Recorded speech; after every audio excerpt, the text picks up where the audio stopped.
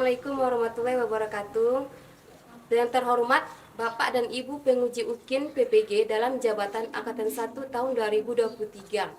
Perkenalkan, nama saya Esti Kurniawati, mahasiswa PPG dalam jabatan Angkatan 1 tahun 2023, NIM 233171703483. Saat ini saya mengajar di Madrasah Aliyah Muhammadiyah Somtang, Kabupaten Pasaman. Pada hari ini, Sabtu, tanggal 26 Agustus tahun 2023, saya melakukan kegiatan pembelajaran dengan materi konservasi flora dan fauna di Indonesia dengan submateri konservasi flora dan fauna cagar alam Rimbo Panti. Mohon masukan dan saran dari Bapak dan Ibu agar pembelajaran ke depannya bisa lebih baik lagi. Terima kasih. Assalamualaikum warahmatullahi wabarakatuh. Assalamualaikum warahmatullahi wabarakatuh. Waalaikumsalam warahmatullahi wabarakatuh. Apa kabar anak-anak semua? Alhamdulillah baik, Bu. Sebelum kita mulai pembelajaran pada pagi hari ini, alangkah baiknya kita berdoa dahulu ya. Nah, silakan ketua kelas pimpin doanya. Tempat duduk siap. Kepada Ibu Guru kita, hormat, gerak, tegak, gerak, baca doa, mulai. Bismillahirrahmanirrahim. Raditu billahi rabba wa bil islam madinah wa bil muhammadin nabiyya wa rasulah. Rabbil zidni ilma warzuqni fahma. Walhamdulillahi rabbil alamin. Sekarang Ibu absen dulu. Puji Lestari, TV, Caca, Sasta, Sania, Rika, Reza, Ulfa, Rena, Reni, Tasya. Ada yang sudah hadir hari ini? Ada semua ya. Untuk meningkatkan semangat anak-anak semua atau konsentrasi, supaya anak-anak semua itu lebih konsentrasi lagi untuk belajarnya. Nah, untuk itu kita akan menggunakan ice breaking. Cara seperti ini ya. Misalkan kalau Ibu bilang tepuk pagi, ya, berarti tepuknya satu kali saja. Kemudian kalau misalkan tepuk siang itu 2 kali.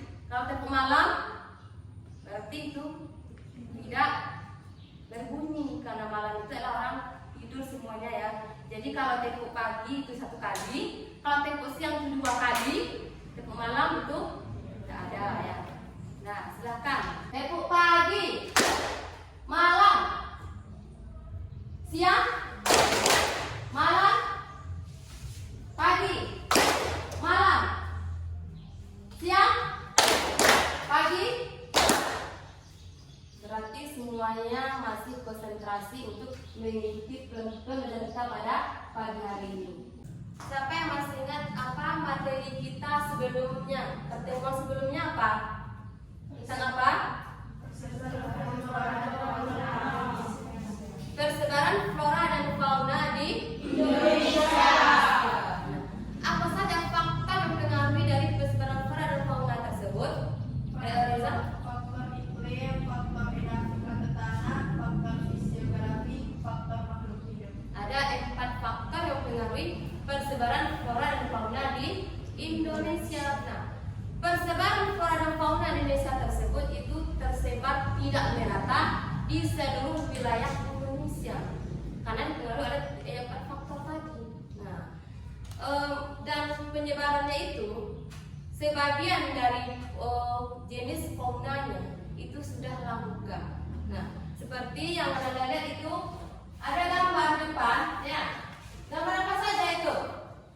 Gajah. Gajah apa lagi? Komodo. Komodo. Terus Burung. harimau. Nah, fauna yang ada pada gambar sebagiannya populasinya itu sudah berkurang, ya, bahkan hampir punah, berarti langka. Oleh sebab itu dilakukanlah upaya pelestarian terhadap fauna tersebut agar apa? Agar populasinya itu tetap ada dan hingga sampai nanti jumlahnya masih ada, kemudian tidak terancam dari kepunahan. Maka diperlukanlah konservasi flora dan fauna di Indonesia. Seperti materi kita pada hari ini adalah konservasi flora dan fauna di Indonesia. Nah,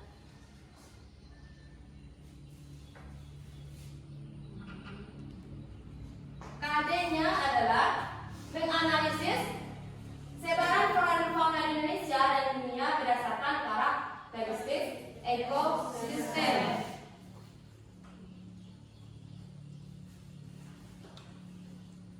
Kemudian indikator pencapaian kompetensi: 1. Mengidentifikasi manfaat flora dan fauna di Indonesia. 2. Mengidentifikasi kerusakan flora dan fauna di Indonesia. 3. Menganalisis upaya konservasi flora dan fauna di Indonesia. Tujuan pembelajaran melalui kegiatan pembelajaran model PBL, ya, atau Problem Based Learning, peserta didik mampu yang pertama mengidentifikasi manfaat flora dan fauna di dunia dan Indonesia. 2. Mengidentifikasi kerusakan flora dan fauna di dunia dan Indonesia. 3. Menganalisis upaya konservasi flora dan fauna di Indonesia dan dunia.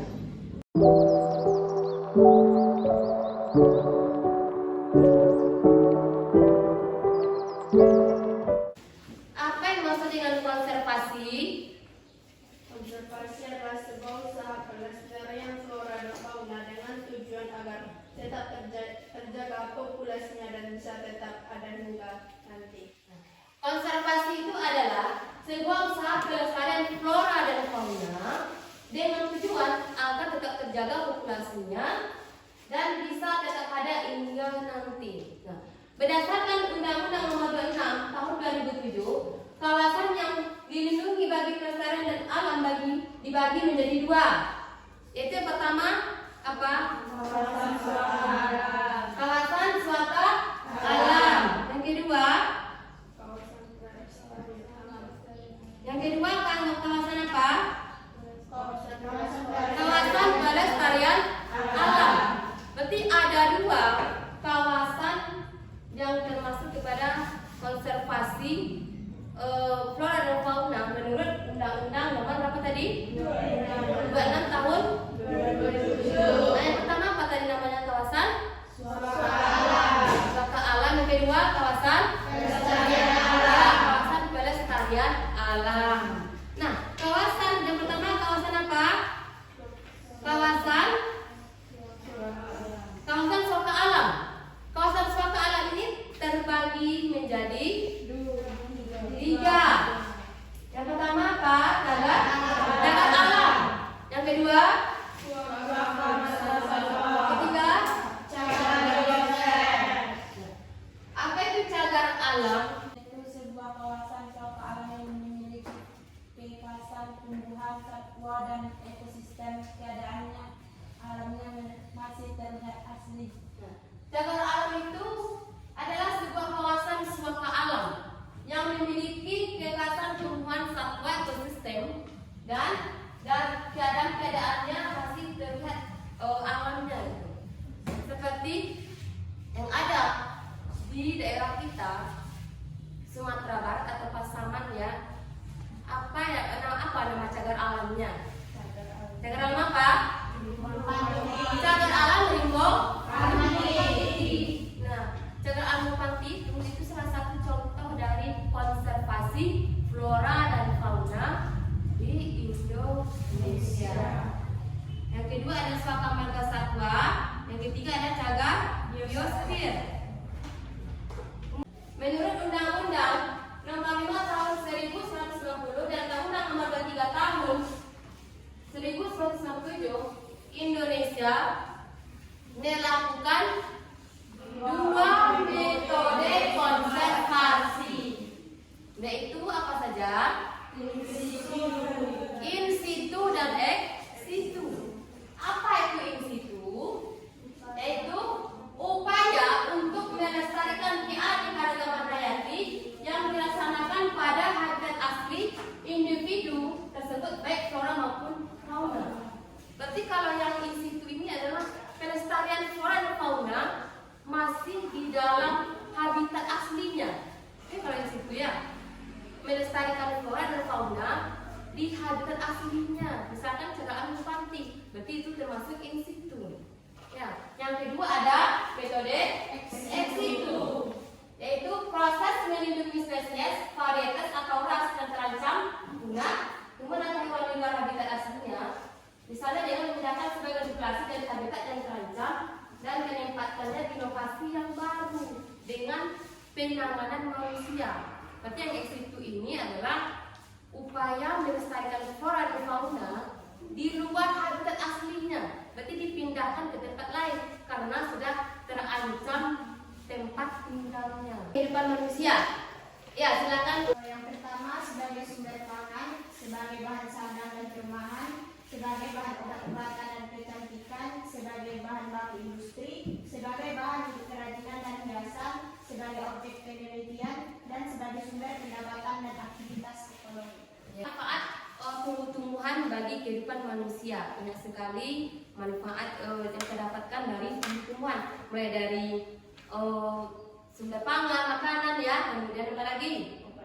Obat-obatan, kemudian bahan baku untuk kerajinan ya, dan juga sebagai penelitian, pendidikan dan pariwisata. Kemudian manfaat faunanya lagi, apa saja manfaat atau kegunaannya bagi kehidupan manusia? Apa yang bisa?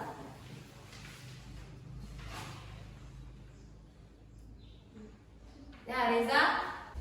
1. Sebagai sumber protein, 2. Sebagai bahan baku industri, 3. Sebagai penghasil pupuk organik, 4. Sebagai bahan obat-obatan, 5. Sebagai tenaga bantuan.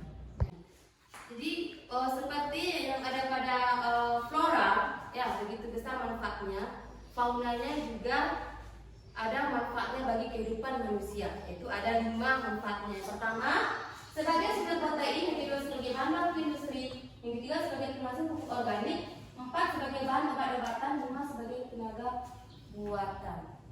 Ibu sudah membagikan link video terkait dari konservasi flora dan fauna terhadap Indonesia, khususnya itu cagar alam Gunung Panti.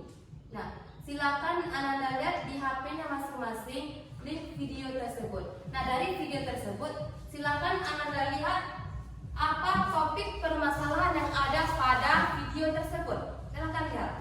Ya, silakan buka HP-nya, lalu buka linknya mengenai konservasi flora dan fauna di cagar alam Gunung Panti.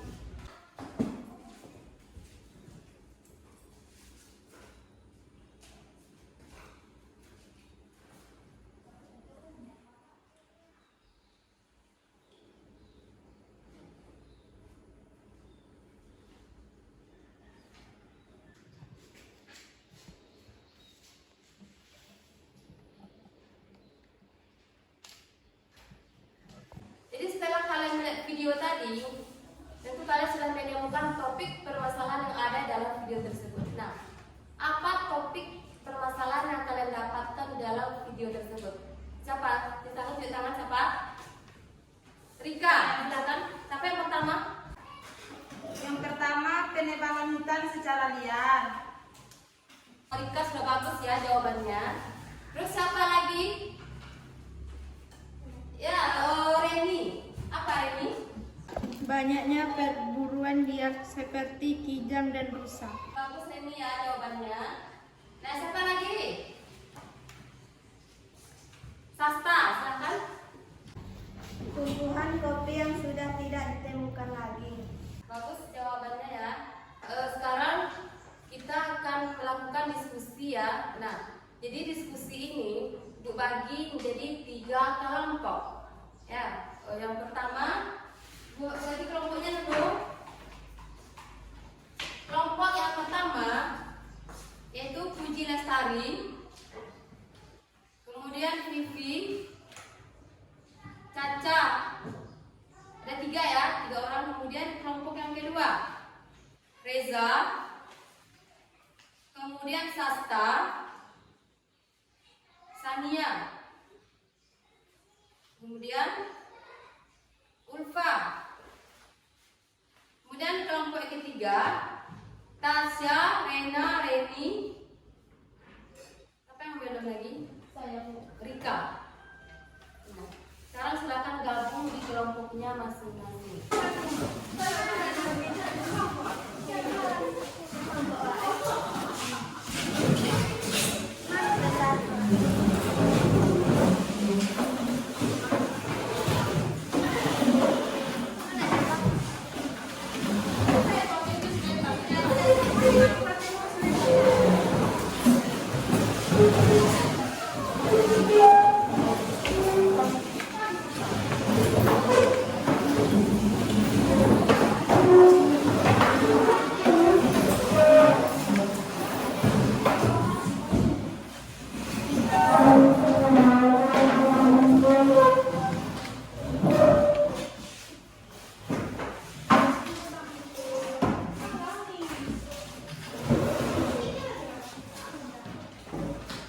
Nanti ada yang 4, ada yang 3. Nah, kelompok 1.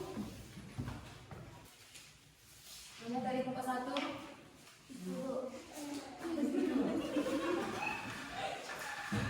Kelompok 2.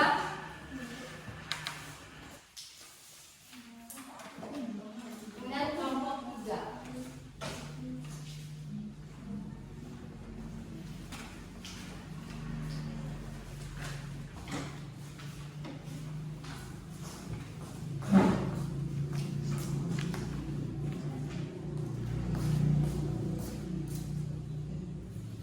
Silakan Anda kerjakan LKPD yang sudah dibagikan ya.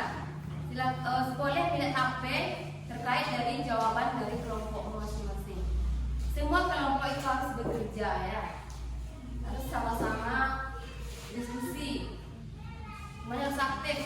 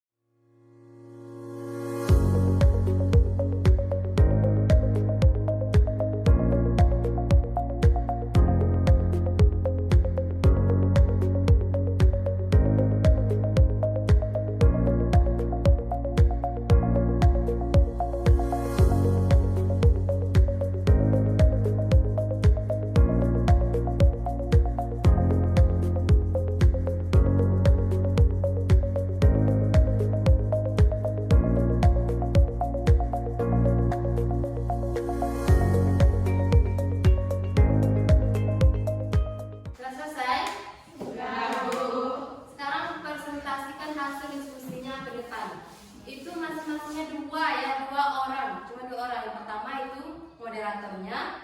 Yang kedua adalah orang yang akan membacakan hasil diskusinya. Cukup 2 orang saja, ya. Bawa itu lembar jawabannya, kemudian silakan cerita. Kelompok 1 dulu, silakan. Assalamualaikum warahmatullahi wabarakatuh. Waalaikumsalam warahmatullahi wabarakatuh. Baiklah, kami dari kelompok 1 ingin mempresentasikan hasil diskusi kami, yaitu kerusakan hutan di cagar alam Rimbo Panti akan dibacakan oleh Puji Lestari. Kerusakan hutan di cagar alam Rimbo Panti. Permasalahan 1. Deskripsikan gambar di atas dengan pendapat kalian. Yang kedua, identifikasi manfaat hutan tersebut bagi kehidupan. Yang ketiga, permasalahan apa yang terjadi. 4. Bagaimana dampak bagi masyarakat. Yang kelima, bagaimana cara mengatasinya. Yang pertama, dalam memenuhi kebutuhan dan bahan baku perumahan dan industri, tak jarang manusia melakukan eksploitasi secara besar-besaran terhadap hutan. Bahkan praktek ilegal logging dan perburuan liar sangat marak dilakukan di Kabupaten Pasaman ini.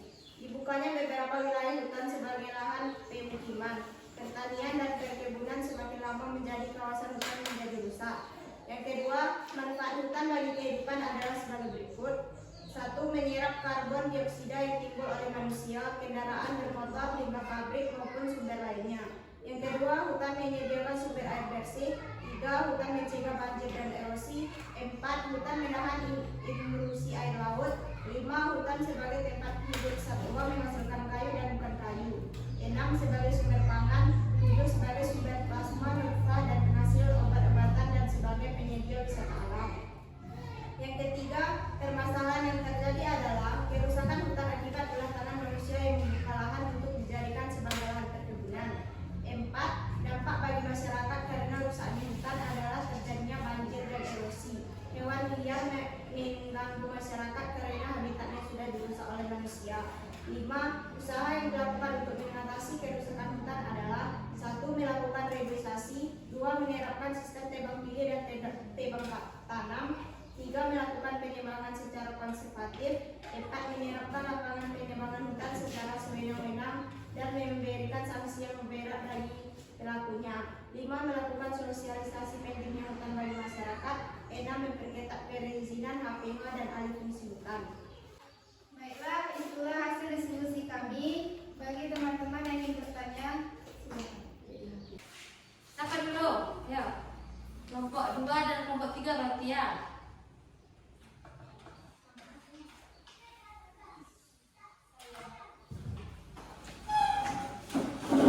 Saya dari kelompok 3 ingin mengajukan pertanyaan. Apa yang dimaksud dengan penebangan secara konservatif? baiklah, saya akan menjawab pertanyaan dari Rika. Apa yang dimaksud dengan penebangan secara konservatif? Penebangan secara konservatif adalah penebangan yang dilakukan secara lestari tanpa merusak hutan seperti menebang pohon dan menanam kembali.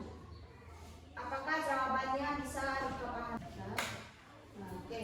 Nah, ini pertanyaan dari kelompok 3 tadi, apa yang dimaksud dengan penebangan secara konservatif? Penebangan secara konservatif itu adalah penebangan yang dilakukan tanpa merusak hutan, kemudian hutan yang tetap lestari seperti tebang tanam, ya tebang pilih tanam. Berarti ditebang, dipilih-pilih baru ditanam, ya. Nah, itu dia. Jadi bukan menebangnya saja langsung tebang, tapi kita tebang yang tua-tuanya, kemudian baru kita tanam kembali. Dengan begitu hutan tetap lestari ya. Nah, itu dia. Kemudian kelompok berapa lagi yang ingin bertanya? Kami dari kelompok 2 ingin bertanya kepada kelompok 1. Jika hutan cagar alam Rimbo Panti dirusak, apakah sanksinya? Baiklah, saya akan menjawab pertanyaan dari Sastra. Jika hutan cagar alam Rimbo Panti dirusak, apakah sanksinya? Jika dilanggar, sanksinya sesuai pasal 40 ayat 21 adalah pidana penjara paling lama 5 tahun dan denda paling banyak 100 juta. Apakah jawaban dari saya bisa dipahami? Iya, bisa. Kalau kita merusak hutan, baik itu perkebunan liar, ya itu juga sanksinya sama, ya itu sangat berat, itu selama 5 tahun di penjara dan 10 Denda 100 juta. Itulah sanksinya ya bagi yang melanggar aturannya. Mau bertanya? Tidak. Silakan tutup ya, sebelum tutup bagus ya diskusinya. Ya, kita akan dulu. Silakan tutup. Demikianlah hasil presentasi kami. Kalau ada salah dan jalannya kami mohon maaf. Assalamualaikum warahmatullahi wabarakatuh. Sampai mau ke depan 2 orang ya. Saya moderator, kemudian yang membacakan diskusinya. Silakan.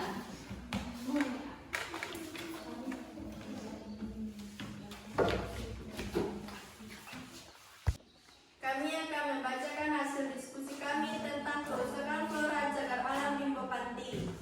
Permasalahan 1. Deskripsikan gambar di atas dengan pendapat kalian. 2. Identifikasikan manfaat flora tersebut bagi kehidupan. 3. Permasalahan apa yang terjadi. 4. Bagaimana cara mengatasinya. 1. Kerusakan flora di cagar alam Limbo Panti disebabkan oleh alam akibat terbenamnya luapan batang sumpur sejak tahun 1999 sampai tahun 2005 yang mengakibatkan banyak tumbuhan yang mati. Akibat kerusakan yang disebabkan oleh masyarakat dan alam tersebut, maka jenis flora yang hampir punah yaitu jenis kayu kopi, sungkai, sampek, dan jenis flora lainnya. Punahnya flora ini umumnya disebabkan oleh pencurian kayu bakar. 2. Manfaat flora bagi kehidupan. 1. Sebagai sumber pangan. 2. Sebagai perumahan. 3. Sebagai kesehatan. 4. Sebagai sumber pendapatan. 5. Sebagai sumber plasma nutfah. 6. Manfaat ekologi. 7. Manfaat keilmuan. 3. Permasalahan apa yang terjadi? Permasalahan yang terjadi adalah kerusakan flora akibat ulah tangan manusia yang selalu mengeksploitasi flora yang ada di Kabupaten Pasaman. 4. Upaya yang dilakukan untuk mencegah kerusakan flora adalah 1. Menjaga ekosistem. 2. Membuat undang-undang seperti UU Nomor 5 Tahun 1960 tentang konservasi sumber daya alam hayati dan ekosistemnya. 3. Penegakan hukum. 4. Melakukan penangkaran. 5. Mendirikan Taman Nasional. Baiklah, sampai disitulah hasil diskusi kami. Apakah kelompok lain ingin bertanya? Silakan mau bertanya. Kelompok 1 dan kelompok 3.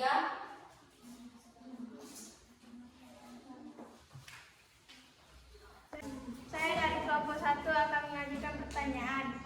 Apa yang dimaksud dengan penangkaran? Baiklah, saya akan menjawab pertanyaan dari kelompok 1, yaitu apa yang dimaksud dengan penangkaran. Penangkaran terhadap tumbuhan adalah upaya perbanyakan melalui penyembangbiakan dan pembesaran tumbuhan dengan tidak memperhatikan kemurniannya jenisnya. Selanjutnya ada yang mau bertanya? Kami dari kelompok 3 ingin mengajukan pertanyaan ke kelompok 2. Salah satu manfaat flora adalah sebagai sumber plasma nutfah. Apa itu plasma nutfah? Plasma nutfah adalah substansi pembawa sifat keturunan yang dapat berupa organ utuh atau bagian dari tumbuhan atau hewan serta jasad prenik. Gimana kelompok 3 sudah paham? Sudah. Nah, dan silakan tutup. Baiklah, sampai sini hasil diskusi kami. Saya Jan Jamal, mohon maaf. Assalamualaikum warahmatullahi wabarakatuh. Kami dari kelompok 3 ingin menyampaikan hasil diskusi kami yang berjudul tentang kerusakan fauna cagar alam Limbo Panti yang akan dibacakan oleh Rika.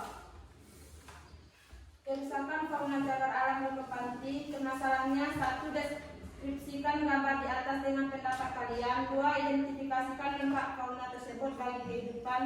3. Permasalahan apa yang terjadi. 4. Bagaimana dampak bagi masyarakat. 5. Bagaimana cara mengatasinya. Dan jawabannya nomor 1. Cagar alam Limbo Panti memiliki keanekaragaman fauna yang cukup tinggi. Terdapat 123 jenis satwa liar terdiri dari 11 jenis ikan, 4 jenis amfibi, 8 jenis reptil, 81 jenis burung, dan 18 jenis mamalia. Satwa yang tergolong langka yaitu kijang, rusa, beruang madu, siamang, harimau, dan kucing lalang. 2. Manfaat fauna bagi kehidupan manusia. 1. Penghasilan bahan pangan. 2. Penghasil bahan sandang. alam, 3 penghasil kerajinan, 4 menjaga keseimbangan lingkungan, 5 sebagai lahan peneliti. 3 permasalahan yang terjadi pada fauna cagar alam Rimba Panti adalah kelangkaan terhadap kijang, rusa, dan harimau yang disebabkan oleh manusia yang merusak habitat hewan dan memburu hewan-hewan tersebut. 4. Penyebab kerusakan fauna: 1. Bencana alam, 2. Perubahan iklim, 3. Serangan penyakit, 4. Meningkatnya kelompok hewan predator, 5. Kerusakan habitat hewan, 6. Pemburuan liar. 5. Upaya mencegah terjadinya kerusakan fauna yaitu menjaga kelestarian habitat hewan, memberikan hukuman yang berat bagi para pelaku pemburuan liar. Sekian hasil diskusi kami. Adakah yang ingin bertanya? Saya dari kelompok 1 ingin bertanya, sebutkan jenis fauna langka yang ada di cagar alam Rimba Panti. Saya akan menjawab pertanyaan dari kelompok 1. Sebutkan jenis fauna yang langka di cagar alam Rimba Panti, yaitu kijang, rusa, beruang, madu, siamang, harimau, dan kucing lalang. Apakah jawaban kami benar? Sudah pahami ya? Sudah paham? Sudah tuh. Nah, lanjut kelompok lain ada yang bertanya? Kelompok 2 ya, kakak. Saya dari kelompok 2 ingin bertanya, apa yang menyebabkan fauna yang ada di cagar alam Rimba Panti mengalami kelangkaan? Baiklah, saya akan menjawab pertanyaan dari kelompok 2. Apa yang menyebabkan fauna yang ada di cagar alam Rimba Panti mengalami kelangkaan? Yang pertama, bencana alam, 2. Perubahan iklim, 3. Serangan penyakit, 4. Meningkatnya kelompok hewan predator, 5. Kerusakan habitat hewan, 6. Perburuan liar. Apakah sudah dipahami? Sekian dari kelompok 3. Assalamualaikum warahmatullahi wabarakatuh. Waalaikumsalam warahmatullahi wabarakatuh. Jadi setelah kita ukur kasus diskusi tadi, yang pertama yaitu mengenai kerusakan hutan di cagar alam Rimba Panti. Nah, lalu apa yang dilakukan untuk pelestarian terhadap hutan? Yang pertama adalah melakukan konservasi, yaitu misalkan adanya privasi, apalagi kemudian menanam kembali hutan yang telah gundul, apalagi setelah itu kemudian penghijauan. Nah, kemudian mengenai fauna supaya tidak langka dia atau populasi tetap ada, apa yang dilakukan? Yaitu dengan cara penangkaran, apalagi membuat undang-undang, ya, kemudian ada sanksi yang berat, ya, lalu melestarikan habitatnya. Nah, jadi konservasi itu adalah upaya untuk melestarikan flora dan fauna agar populasi tetap terjaga hingga sampai nanti. Itu namanya konservasi. Kenapa? Karena flora dan fauna ya itu sangat berhubungan sekali dengan manusia, bermanfaat sekali bagi manusia. Kalau rusak flora faunanya, maka kita pun juga ikut mengalami dampaknya. Oleh sebab itu, kita harus menjaga kelestarian flora dan fauna dengan cara apa? Yaitu ada pendidikan cagar alam, taman nasional, apalagi taman raya, dan sebagainya. Jadi itu yang kita lakukan untuk menjaga kelestarian flora dan fauna atau konservasi. Sekarang kita adakan evaluasi ya terhadap pembelajaran yang sudah kita lakukan tadi. Nah, keluarkan kertasnya, nah, dan soalnya itu sudah ibu kirim ke HP-nya masing-masing. Linknya sudah ada, silakan dibuka. Ya. Ibu kasih waktu 5 menit. Silakan kerjakan.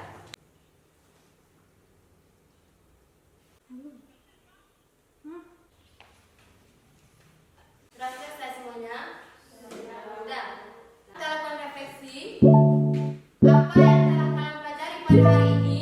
Konservasi flora dan fauna di Apa yang paling kalian sukai dari pembelajaran kita pada hari ini? Semuanya. Apa yang belum kalian pahami dari pembelajaran kita pada hari ini? Sudah paham, Bu. Nah, oke, sudah paham semua ya. Demikianlah pembelajaran kita pada hari ini. Ya.